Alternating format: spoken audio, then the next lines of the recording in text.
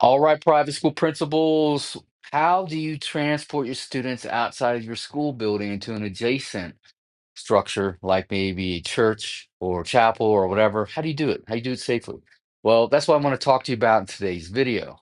First thing I want you to do, though, is I want you to look at your own school, your website, for your public facing website, what the public can see. Do you have a calendar that lists when you have church services or chapel that the students attend? So if you do, I suggest you take it off because that's an easy planning tool for a would-be active shooter to figure out what's the easiest way to target your students and staff, right?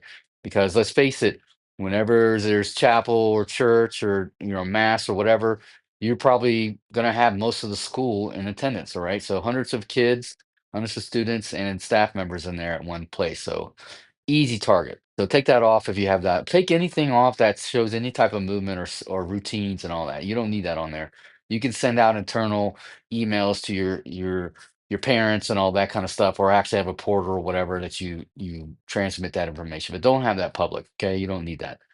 All right. So the next thing I want you to do is, if in fact that you do transport students outside of your building to an adjacent building, I want you to start figuring out how you're going to transport them safely. How do you check that walking route? And then how do you check that next building, before you introduce those students there, right?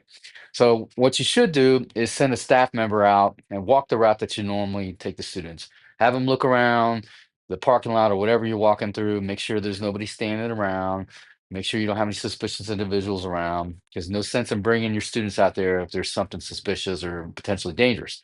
And then you want to go inside the building. You want to go inside that church and you want to look around. You want to make sure that there's nobody suspicious in there. You don't want to, make sure somebody's hiding in one of the back rooms. So look around thoroughly, all right? And I know there's some churches out there, they might allow parishioners or people from the outside to come in and attend church service or mass while the students are there. I don't really like that because you don't really know who those people are. It's one thing if you have a parishioner that's been in the church for decades and you know them, but if outside people, you don't know them. So you want to make sure you scan the area, look around first, and then once everything's good, that's when you can call and let them to come out. And I would suggest that before you bring them out and start walking them, you position some staff on the outsides of the walking path so they can kind of look outboard and look for any potential threats, and have somebody inside that next building and make sure everything's good before you bring them in. So, radio communication is another key aspect of this. But hope you can take away something from this. Until the next video, stay safe.